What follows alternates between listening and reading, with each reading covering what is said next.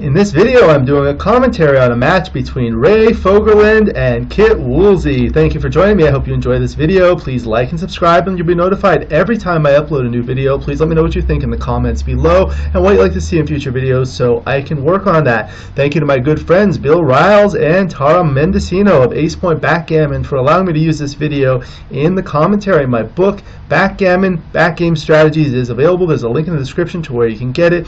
And if you're interested in lessons, please contact me via email. My email address is in the description. This is from the 2024 UBC USA event at the Texas Backgammon Championships, an outstanding event run by Bill and Tara every year in San Antonio, Texas.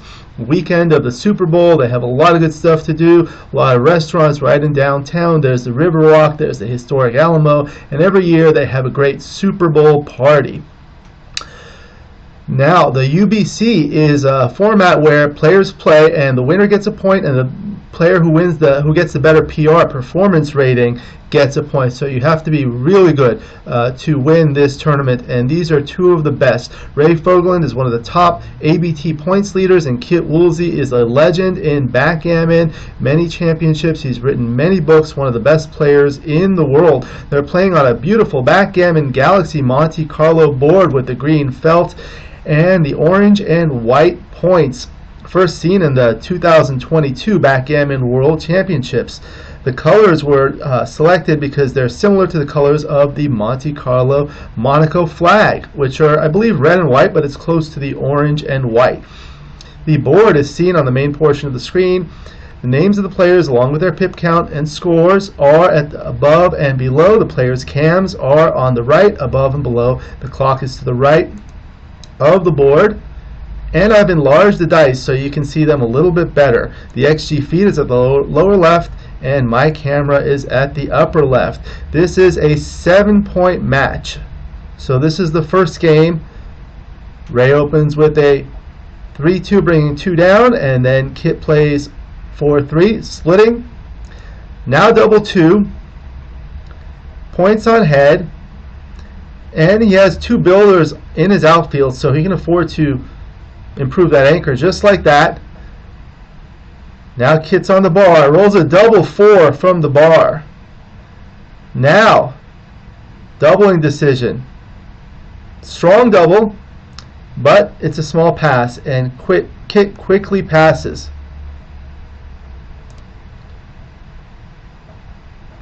So Ray goes ahead 1-0, 6 away, 7 away. I always tell people the away score is more important to understand than the absolute score. Here the match is to 7, so the absolute score is 1-0 in favor of Ray. However, the goal is to get to 7 points. So having 1 point, Ray is 6 away from that goal, so his away score is 6 away, whereas Kit's away score is 7 away. You always want to get to exactly the goal, in this case 7. If you win more than 7, 8, 9, or 10, that's wasteful, that's called overage, and it's unnecessary.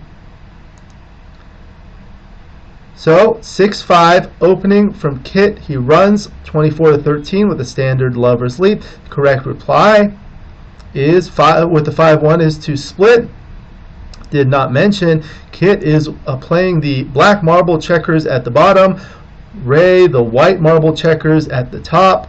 If you've never played on a Backgammon Galaxy board, it's a pleasure to play on. These are rather compact, easy to carry, and easy to reach from one side to the other. It also is really good for streaming because things are very visible, like the checkers. The only thing that's sometimes challenging is when you stack the checkers on top of each other. It's a little hard to see. So now with the 5-4, I think the best he can do is just play all the way down. He does decide to pop out to the 18 point. Kit's looking to hit with a 6. He doesn't get it. He gets a 5-2. He is able to hit. Now Ray's on the bar. 2-1 from the bar. So he can just come in and advance to the 22 point. Now Kit has a doubling decision. He's escaped all his checkers. He has a 2-point board. He does double. He's ahead in the race. Ray quickly passes. It still was a take, despite the score. Usually when you're ahead in the score, you want to be a little bit more conservative. When you're behind, you want to be a little bit more aggressive. So that's why Ray passed. Now the score is 1-1. 6 away, 6 away. In general, even away scores are better. They're more valuable than odd away scores. Because if you're at 2 away, for example, you can win the match perfectly with perfect efficiency without any overage by winning a single game on a 2 cube or an undoubled gammon. You are allowed to win an undoubled gammon in a match because they don't play with the Jacoby rule. The Jacoby rule is used in money games, and that states that gammons and backgammons do not count unless the cube has been turned. Nice roll, but the anchor is good, but better is to hit. That partially escapes the checker, sends another checker back.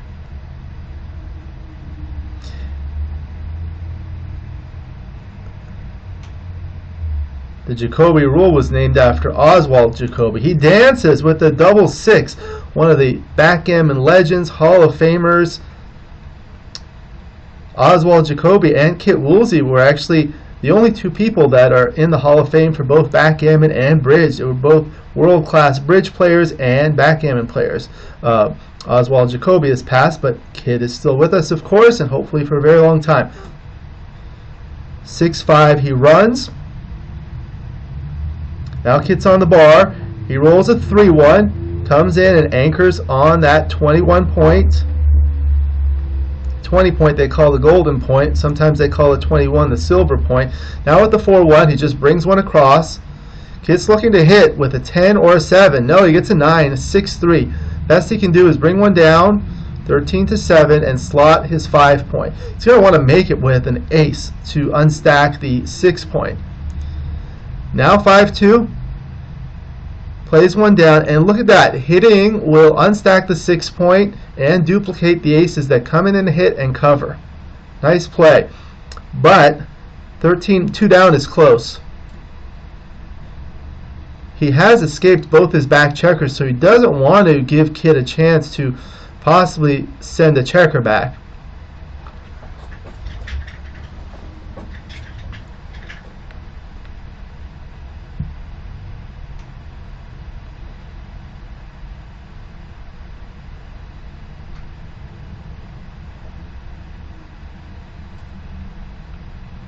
He's thinking about it. See, the clock is to the right. That's a beautiful ZMF clock. Each player gets 2 minutes per point with a 12-second delay. Double 4 for Kit. So he's going to make his 5 point and he can make his 4 point. The only weakness is that he still retains those 3 spare checkers on the 6 point that have fewer places to go now that the 5 and the 4 points have been made. 6-5, another awkward roll. Can't play it safe. He's just going to have to play 13-2. Now Kit's looking for an ace to hit. Double 5, he gets it. So he can hit and then 6-5 and advance the anchor. So that's good. Looks like XG preferred keeping the anchor there and redistributing all the spares. One of the dice fell off the board. Now Ray rolls a double 2 from the bar. He comes in, makes the 4 point, and yeah, just 8-6. Kit's looking to attack. 4-1, he can do that. He can hit.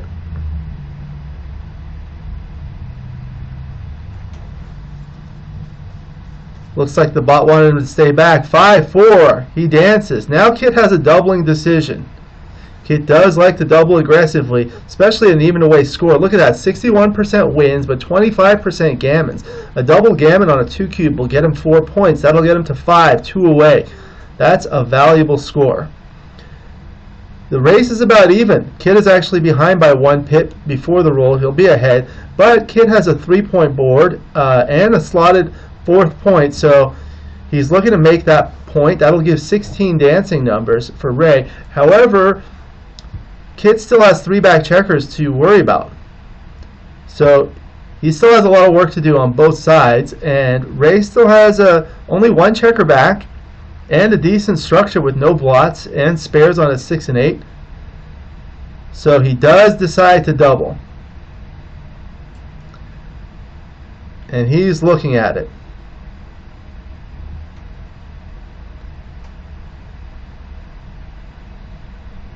Ray's winning this game 39% of the time.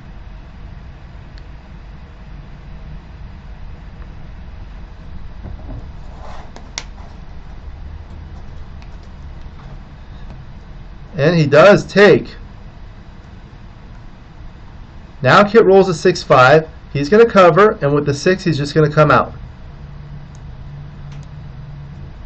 Ray needs a 3 or a 1 to enter. He rolls both a 3-1. So in order to play safe, he has to come in with the 1 and play behind with 6 to 3. That's what he does. 6-5 for Kit. So with that blot and raise board, and with all those checkers in the zone, Kit can afford to attack and hit 6 to 1, and then the most reasonable 6 would be to play from 16 to 10. That wins him a lot of gammons there. More than 29%. Alright, Ray needs a 1 to come in and hit. He gets it. He gets it with a 2-1, so the 1 is forced, and with the 2 he can either advance or find something different. Nothing is really good. Best he can do is just try to advance, try to escape his last checker. He did come in and hit, putting Kit on the bar. So Kit has 4 dancing numbers, double 6, double 4, and 6-4. He rolls it, double 4. You have to come in first before you can play, and if you cannot come in, you lose your turn. Now Ray is looking at a doubling. It's not close. 6-4. So not the best roll, but at least he can cover, make a 3-point board. He can come out, but then the 4 is awkward. He finds it. Now there are 9 dancing numbers. If you cannot come in, it's called dancing, fanning, or flunking. And he flunks with a 6-4. Now it's still not a double. You see his board is weaker, so he only has a 3-point board. Kit has a 4-point board. Double 3. Okay, whenever you roll a double, stop, take a deep breath, and look at the entire board. I learned that from my good friend John O'Hagan, because usually there are many more options with a double than a non-double. But he finds that there aren't many reasonable options here. Now Kit's looking to come in. He comes in with the 5-4, so the 5 is forced, and he can either safety that blot on the 10 point with 10 to 6 or continue all the way out. Looks like XG prefers coming out. XG stands for Extreme Gammon, the strongest software. You can see the feed on the lower left. Basically teaches you a lot. Now with a 4-1 for Ray, he's going to come out all the way 22 to 17. Kit's looking for a 5 to hit. He gets it. He gets the 5 with a 1. And he can bring another one down. Better yet is to play 5 to 4 or 8 to 7. 8 to 7 will create a builder for the ace point. Leaving that there will give nice double 5s to make the 3-point. And 5 to 4 will also give double 1s to make the 3-point. That's what you want to look at. If you play 13 to 12, double 3s does make the 3-point, but double 1s and double 5s do not. 5-2, Ray dances, can't come in. Kit's looking to close his board. 5-2, he can. Now he has the best 5-point board, the beast. Ray needs an ace. No, he rolls a 6-3. Kit's looking to move forward, onward and forward. Can't make another board point, but he can run. Again, Ray needs an ace to come in. No, 5-4. Okay, Kit's going to bring things home. 4-1. So, now it looks like the idea is try to come off the anchor. Ray still needs a 1. He gets it. He gets a 2-1, so the 1 is forced, and he'll play 8 to 6, bringing in an extra spare. Now Kit can hit with 6s and 5s. No, 2-1. So, makes the prime and slides 6 to 5. Ray rolls double one. What can he do? Of course he can't move the back checker. He has to play something on his side. These are really difficult when you have many options and none of them are good. That's certainly very reasonable, but he's going to try to, I guess if he stays on the 10 point, then that makes double 5 crack. You always want to look for those root numbers, those anti-jokers. Alright, Kit's looking to escape his back checkers while he has a full prime. He rolls a 6-2, comes out with 1. He could come out all the way, but he doesn't want a double 4 or double 3, something like that, joker, anti-joker. So it's better to come out. He finds it. Alright, Ray's trying to save the gammon. 6-1. He can make the 2 point, or he can clear. His equity is less than 1, meaning Kit's going to win some gammons here. You can see Kit's winning 15% gammons here. Double 3 for Kit. He's able to point on head and close the board. Now he's going for the gammon. Double 6. That's force. He's going to bring them both in.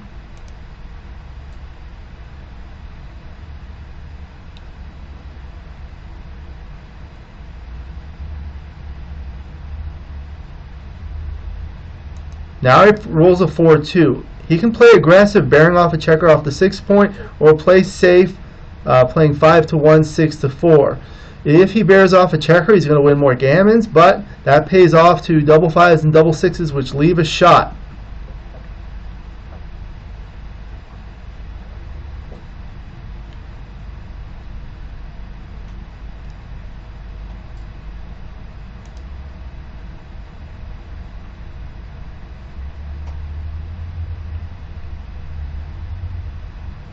Does play aggressive.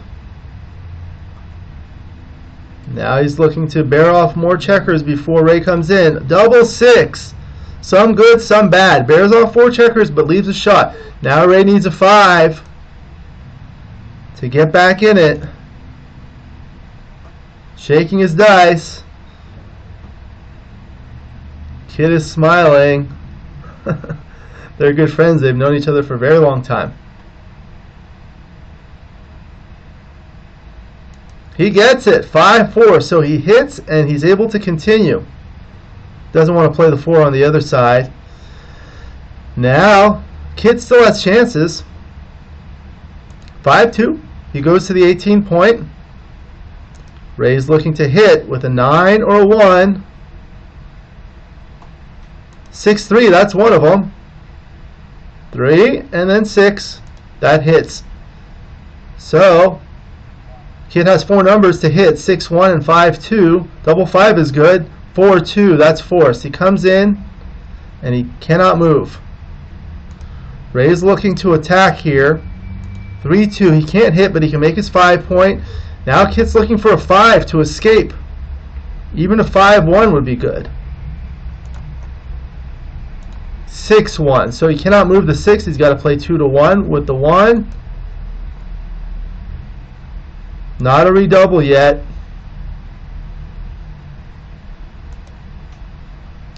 Ray wants to attack.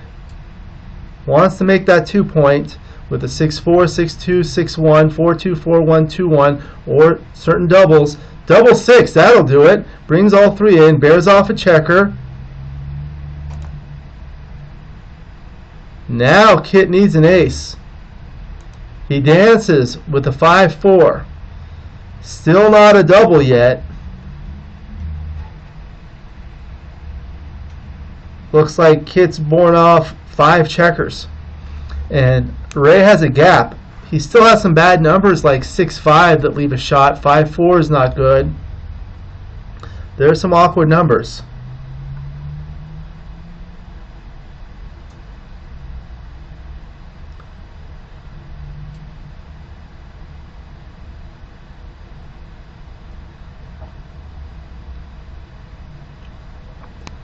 Not quite a double yet, despite the fact that he's winning 70% of the time. 6-5, so that's a shot.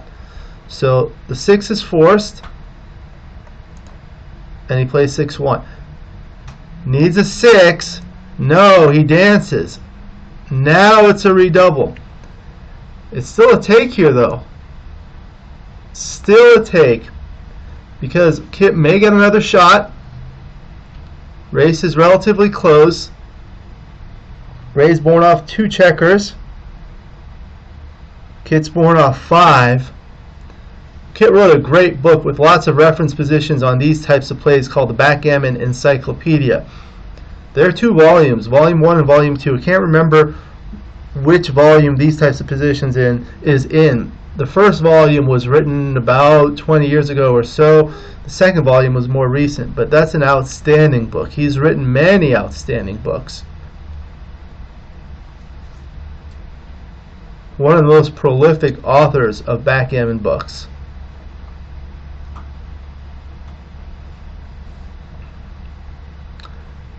There are no gammons.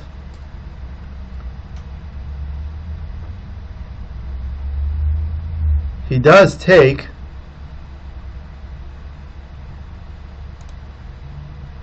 Right, Ray rolls a 2-1. He's going to bear off 2 checkers. Now if Kit can roll a double 6, that'll get him back in it. He doesn't have a lot of recube big, because if he redoubles to 8, he doesn't get full value. 8 plus 1 is 9. That'll give him 2 points more than he needs. 2 points of overage. So that's wasteful. He's not able to use all of those 8 points. He does bear off 2 checkers. Kit's looking for a double 6. 5-1, so that's forced. Now Ray's trying to bear off all his checkers. 5-3 bears off 2 checkers. Kit's looking to get some crossovers. 4-2, he only gets 1 crossover. Double 5 for Ray, that's great. So now it's almost gin. Double 3, it's good, but little, too late. 4-3 bears off 2 checkers. 6-3, Kit bears off 2 checkers. 5-1. And that's gin.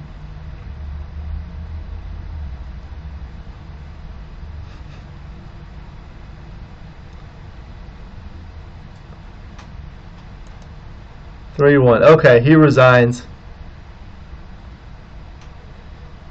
So Ray takes the game. Ray's ahead 5-1. 2 away, 6 away.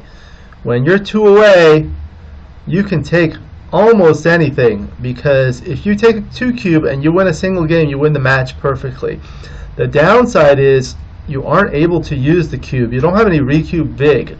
Recube vigorish is the value you have, the additional value you have in owning the cube, because when you own the cube in general, you're the only one that can turn it back and redouble. However, when you're 2 away and it's on a 2 cube, that value is 0, because you are not able to redouble. It's actually not legal. Alright, so 5-4 for Ray. Splits the back checkers. Kit rolls a 6-5, runs with a lover's leap. 24-13. 3-1. Now Ray has choices. He can make the 5-point, or he can anchor on the 20-point. When you're ahead in the match, you do want to play a little bit more conservative, and anchors will help. But this is just too good to give up. The 2 plays are very close. 6-2 for Kit. He's just going to run and try to extricate his back checker. Ray's looking for a 4. He doesn't get it. He rolls a double 6. So 1-2. Best bet is to make the 2-point next, or you can make the 7-point like that.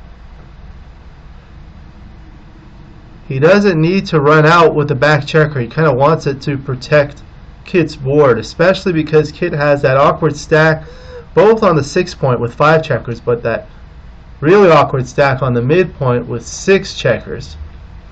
Hard to see that with the black marble checkers. These are beautiful checkers. If you've never seen one of these, it's really beautiful and it's a pleasure to play on. 4-2, Kit's able to hit 13-7, unstacking that point, sending another checker back. Ray needs a 7. No, he rolls a 3-2. I think he's going to want to come in there so that he can escape with a 6. And the 2, all the plays are close. 6-4. So he can cover with the 6, but then there's no good 4. I think he's got to hit. He's got to come down and hit loose. Good find. Now Ray can hit with 4s. No, but he gets a 6-5. He's able to come in and run all the way out. Now he's ahead in the race, hoping to get missed. Kit's going to want a 2 here. He's counting the race. Here we have that on the XG feed.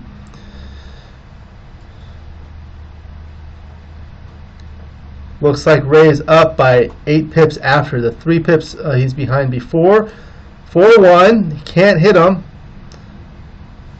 So now he's just trying to get a nice barren structure. The ideal barren structure is to have 3 checkers on the 4-point, 5 checkers on the 5-point, and 7 checkers on the 6-point.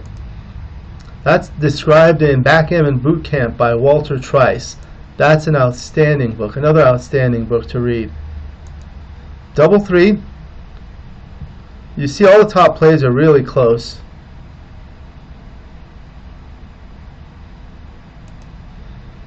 So this is a relatively boring game because there's not a lot of contact, but sometimes you see some excitement when people roll big doubles.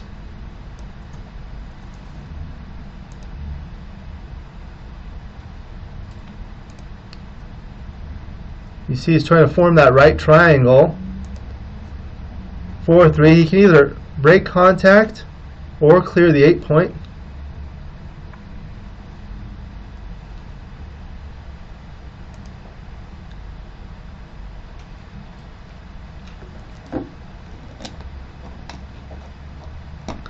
He does.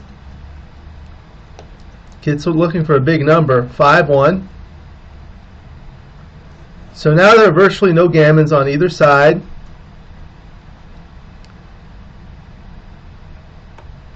Ray's looking at doubling, but he's going to need a lot to double because as long as it's not the last roll, Kit's going to automatically redouble him to 4 because he has nothing to lose.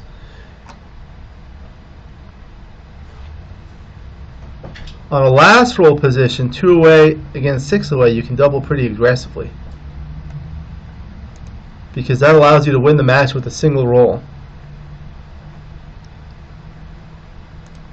Just try to spread out the checkers, maximize the flexibility, bring the checkers to the highest point. That maximizes the bear-off efficiency.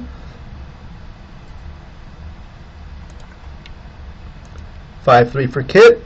I'm just going to bring the checkers in.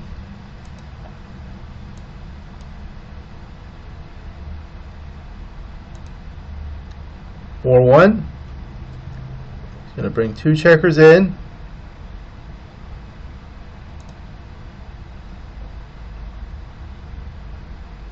Now 5-1 for Kit.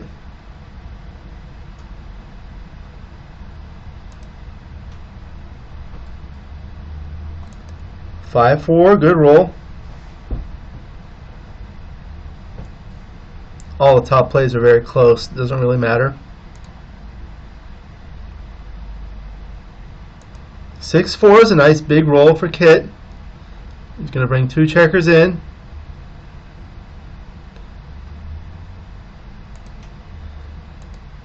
Now it's a matter of who's going to roll bigger.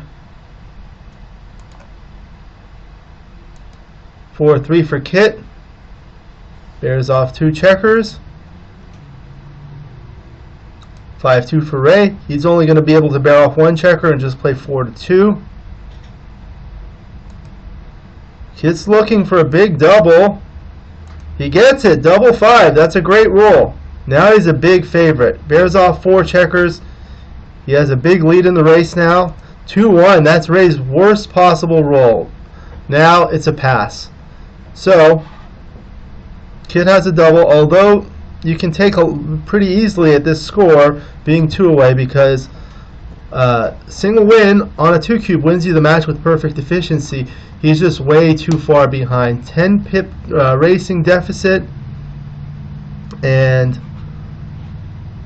yeah, too many checkers. 9, 10, 11, 12. 3 checkers behind and a big deficit in the race. So Kit takes that game. The score is 5-2, 2 away, 5 away. This is an interesting score because the leader's take point is the lowest. This is the lowest take point in a 5-point match for the leader.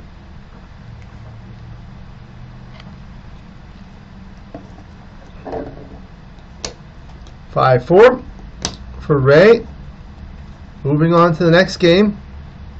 Splits his back checkers. Kit's looking to attack. 5-1. He's able to do that. Plays down and hits. There's often an early hitting exchange on the high interboard points. 5-2. He hits back, sends another checker back.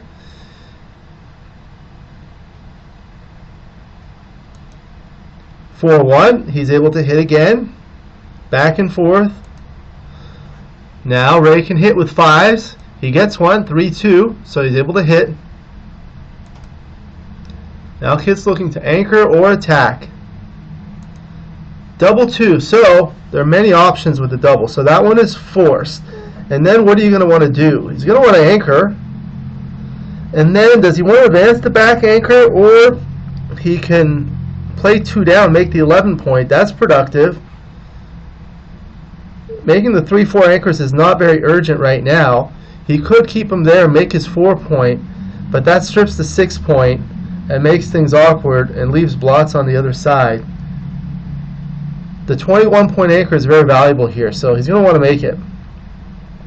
Some people move the checkers and look at the plays, but Kit visualizes in his head, so he usually doesn't touch it until he's decided on his move.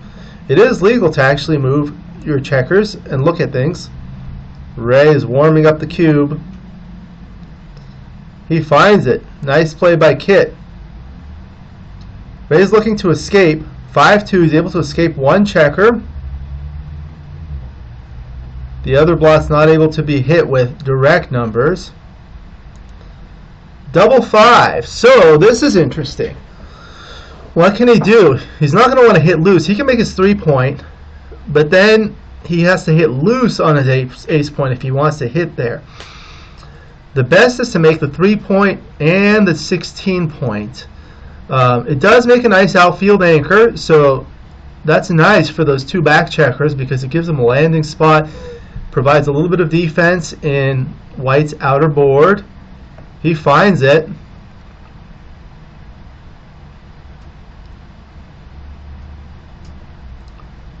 Nice play by Kit. Double 1 for Ray. Great roll. He's able to make his 5 point and his bar point, the 7 point. Nice solid 4 prime. That's going to be a good blockade. 5-3 for Kit. So what can he do? He can clear the 16 point, but he doesn't want to. He wants to keep that there. He can clear the 11 point, but look at this. The best play is to play 24-16. That provides a spare, keeps 1 back checker as a goalkeeper. Now he can mobilize that spare on the 16 point and use it to play in the outfield.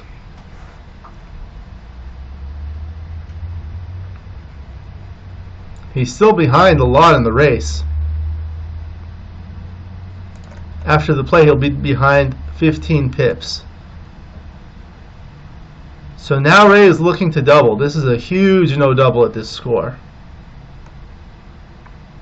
He rolls a double 6. So this is where he's going to want to try to win a doubled gammon, an undoubled gammon, a natural gammon for the match. He should make the ace point and hit, and then look for 2 more. He doesn't need to move that. He really needs to hit those checkers. And once you hit, you want to bring more checkers down to attack. Now 5-4 for Kit. Comes in with the 4, and he can play 16 to 11, or he can come all the way out. There is a sufficient amount of contact to play out, and he doesn't want to be pointed on because that will win a gammon for the match for Ray. You see, if he plays 16 to 11, Ray's going to win 22.6% gammons. He wants to avoid that. Kit knows that. So he plays to the 16 point. Now Ray is looking. This is a huge no double. Not yet. He still has to clear that blot on the 18 point. Despite the fact that he's ahead by 31 pips. If he doubles, Kit's going to automatically redouble back, and that'll get Kit to 6 points. So that'll get him to the Crawford game. The Crawford rule states that when one player gets to within 1 point of winning the match, in this case the match is to 7, so if one player gets to 6 points, that's the Crawford game, and there is no doubling for one game. That's the Crawford game. After the Crawford game, if the trailer wins, he may double at his first opportunity, which usually happens. So he plays the 5-3, and now he redoubles him, and he knew that before he threw the initial double. Now 4-3 for Kit. All the plays are close. He is behind in the race. He's going to try to maintain the contact and build his board. Now 5-4. He's just going to come in, try to play safe. 5-1 for Kit. Just plays down. Doesn't really matter. He's just trying to keep that contact.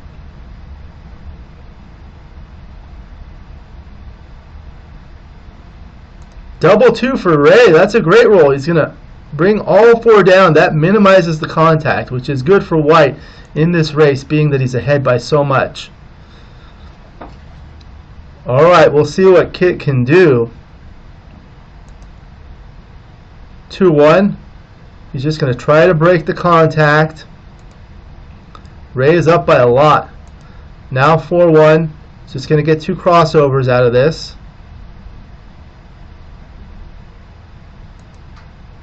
2-1. Ray's keeping him in.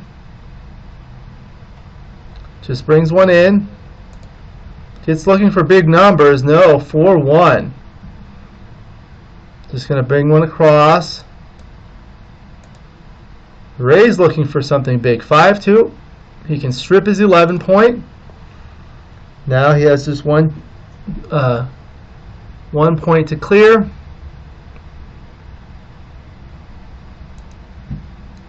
(2-1). That allows Kit to hold a little bit longer.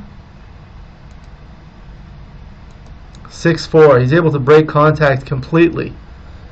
Now it's going to be a dice rolling contest. 6-3 for Kit. Kit's a huge underdog here, down by over 40 pips.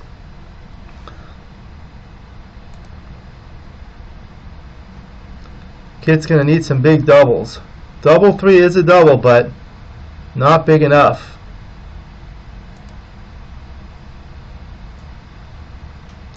(5-2). Bears off a checker.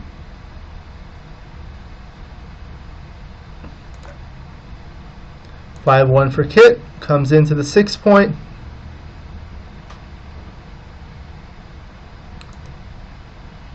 Now Ray's a 98% favorite to win this game. Kit has a huge uphill battle.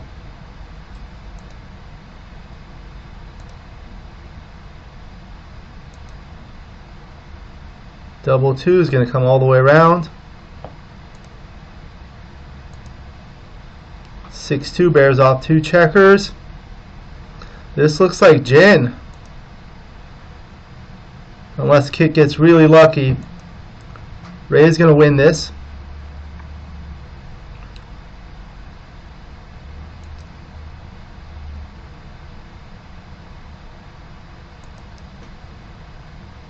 (6-4) is forced. Bears off 2 checkers with the 5-3. 6-4, and that is Jin. Congratulations to Ray Fogerlund and Kit Woolsey, two legends of the game. Ray Fogerlund is the number 2 player in the all-time ABT points race, and Kit Woolsey is a legend, one of the best players of all time, and a Hall of Famer. They're both Hall of Famers. Thank you for joining me. I hope you enjoyed this video from the 2024 Texas Backgammon Championships UBC USA event. A 7-point match. I hope you enjoyed this video. Please like and subscribe, and you'll be notified every time I upload a new video. Please let me know what you think in the comments below, what you'd like to see in future videos, so I can work on that. Thank you again to my good friends Bill Riles and Tara Mendocino of Ace Point Backgammon for allowing me to use this video in the commentary. Again, my book, Backgammon Backgame Strategies, is available. There's a link in the description to where you can get it. Highly recommend the Texas Backgammon Championships. Again, in San Antonio, held every year on Super Bowl weekend. If you're interested in lessons, please contact me via email. My email address is in the description. I look forward to seeing everyone in future videos, and until then, keep rolling your dice.